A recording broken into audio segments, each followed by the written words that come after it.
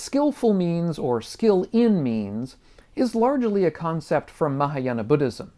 In this video, what I'm going to do is to go through its early history, that is how we find it mentioned in the early texts, and then at the end I will touch on its later, more famous usage in the Mahayana. When we think of skillful means in early Buddhism, we can begin with the Buddha's decision to teach the Dharma at all. When he first became enlightened, or so the story goes, there was a period of time in which he wasn't even sure he should teach, because there were so many people who had dust in their eyes, who were not ready to hear the message of the Dharma, that he wasn't sure it was worth teaching it. However, he later decided that it was worth it. And indeed, the Buddha is famed for his ability to tailor his message to the particular audience to whom he was speaking.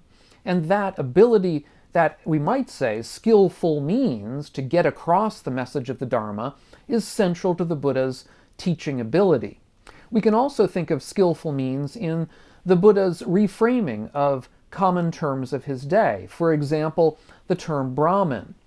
In the Buddha's day, Brahmins were a priestly caste. That is to say, to be a Brahmin, you had to have a certain kind of parentage. You have to live in a certain kind of lineage. That's the way things are today as well in India.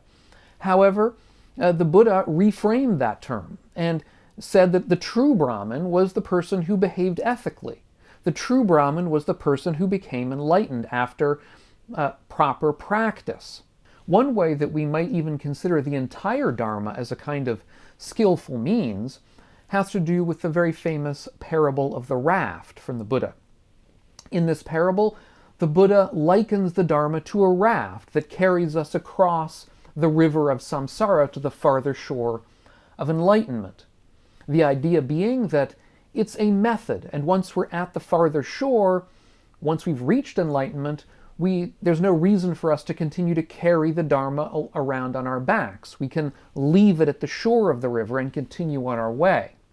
Now, the point here is not that the Dharma is something that we shouldn't follow, or that the Dharma is somehow useless or misleading in some way, but rather that we shouldn't identify with the Dharma. We shouldn't cling to the Dharma.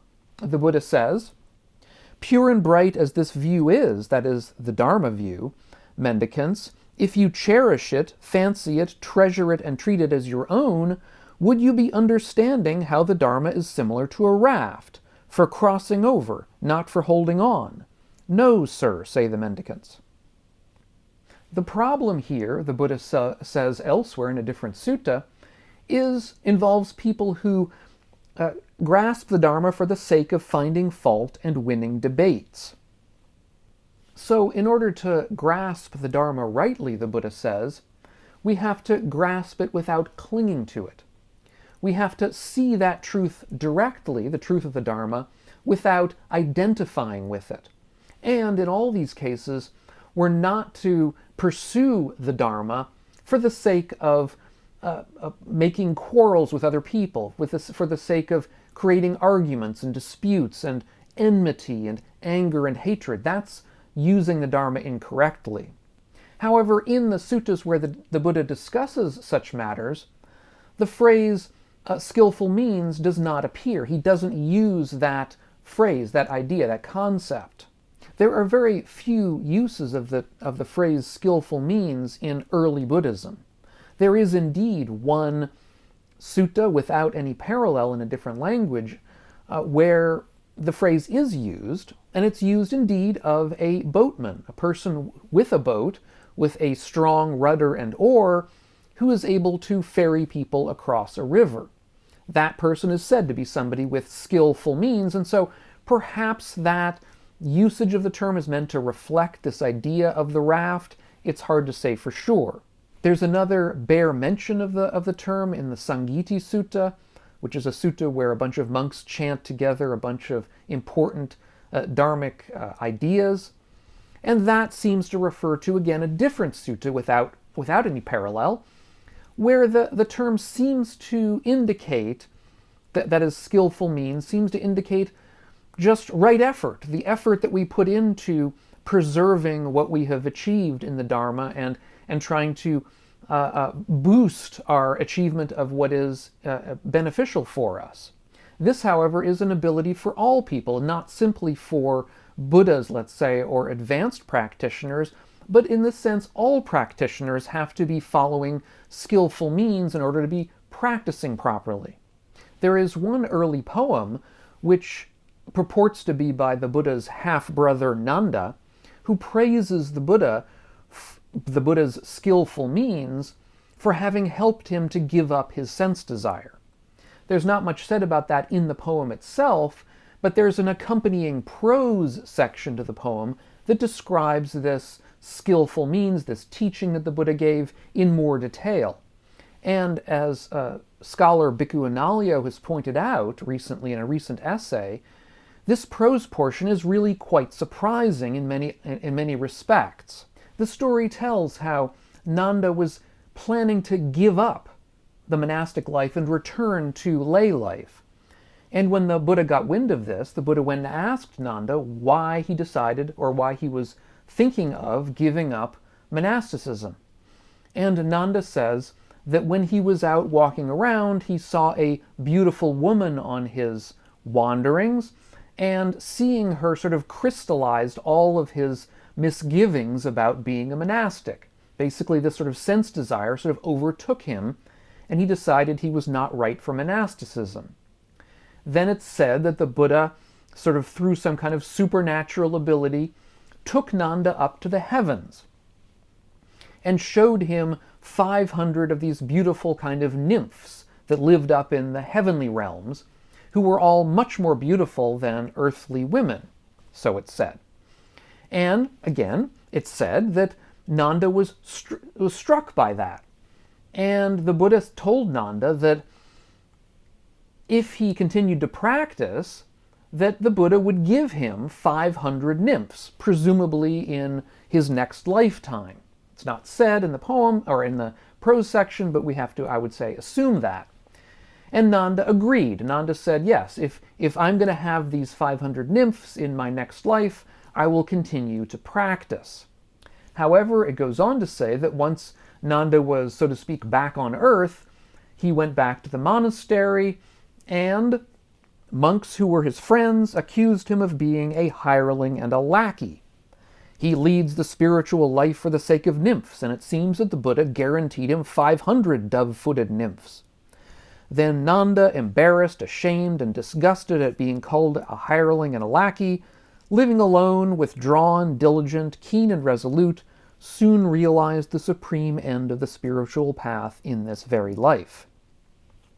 That is to say, Nanda became enlightened. And having become enlightened, of course, he released the Buddha from his promise of these nymphs, because he presumably didn't desire them anymore, being enlightened, as well as he was not going to be reborn into a future life, at least on the traditional understanding of what enlightenment entails, and so it would have, the promise would never have been fulfilled anyhow. Now, the Buddha in the suttas has any number of different strategies and tactics and practices for giving up sense desires, but to my knowledge, nowhere else in the suttas does he recommend giving up sense desires by looking for better sense desires. He recommends giving up sense desires based on non-sensory desires, such as the beautiful experiences we have in meditation, but he doesn't typically ask us to substitute better for worse sense desires. That seems to be sort of counterintuitive and probably not a great teaching in the first place. Analayo says that this kind of teaching is reminiscent of some teachings we find in later Tantric Buddhism, which recommend that passion itself can provide a release from the bondage of passion. That's an interesting suggestion, that passion can release us from passion somehow, but I don't think this case really reflects such a teaching, because Nanda did not give up his passion through some greater passion. Rather, he gave it up through his feeling of disgust and shame on being remarked about by other monastics. He didn't want to be considered a hireling and a lackey, at least that's how the story goes. Now, to my mind, as well as to Analios, it seems, this is a relatively unusual way to teach somebody something. We can speculate all we want about what the Buddha's motivation might have been here. One might have, perhaps it is that the Buddha knew that the other monastics would react this way and knew that that would spur Nanda on to becoming enlightened. Perhaps he knew that. Perhaps, on the other hand, he simply wagered that if given a full lifetime of practice, Nanda would eventually reach enlightenment somehow, so that although the promise had been made to him to have this kind of heavenly reward, the Buddha knew that it would never be taken up because Nanda would eventually become enlightened. Whatever the case, this does seem, at least on its face, it's supposed to be an example of the Buddha's skillful means in teaching somebody who was somewhat recalcitrant.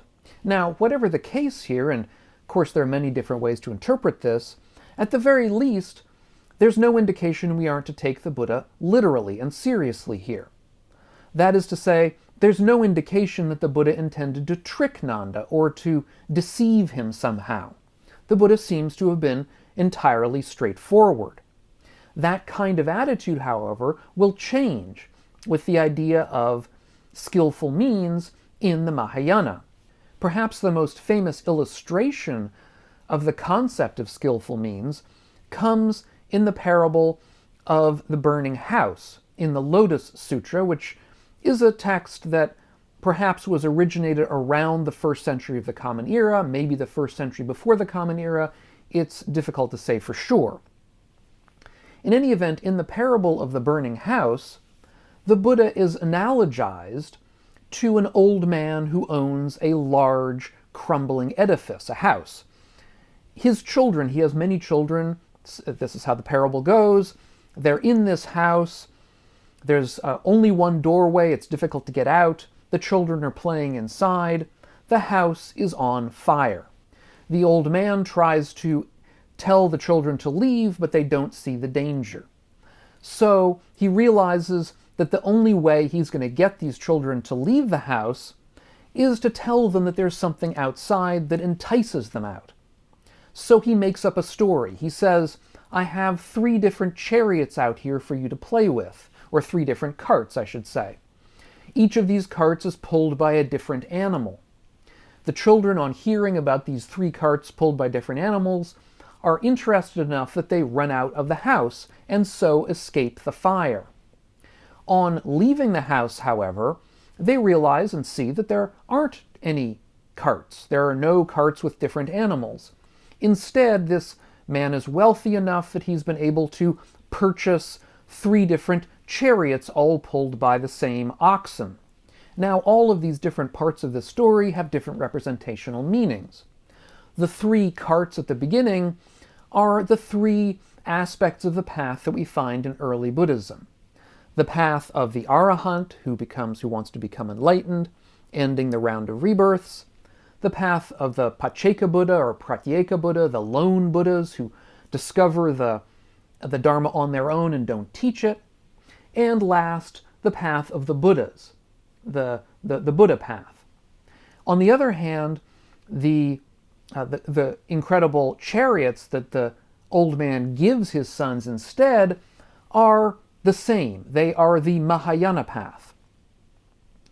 And there is some disagreement in interpretation here, whether there are 4 kinds of chariots in total or 3. That is to say, is that Mahayana path really the Buddha path, in other words, the 3rd of those 3 carts, or is it a totally different cart? That's not really discussed in the example, in the illustration, but it's one thing that's become a controversy over the years. In any event, this parable is a truly revolutionary reframing of the entire path. What it tells us, essentially, is that the Buddha's entire teaching that we find, let's say, in early Buddhism, in the early suttas, is only a skillful means to draw us out of the house, the burning house, and reveal to us the Mahayana, the single path, the true path, which we do not find reflected in those early teachings, or at least only partially, perhaps, depending on how we interpret that 3rd cart. Now, scholar Damien Kuhn has noted four different aspects or four different turnings, shall we say, of this idea of skillful means. And I will reflect that. I'll talk about that in the next video, which I'll leave here up on the screen when it's available. And meanwhile, all of you, I hope you're well. If you're getting something out of these videos, please consider taking a look at my Patreon page, which is linked down below and up here on the screen, and see if you want to help support the channel. Thanks, and we'll catch you on the next one. And meanwhile, again, all of you, be well.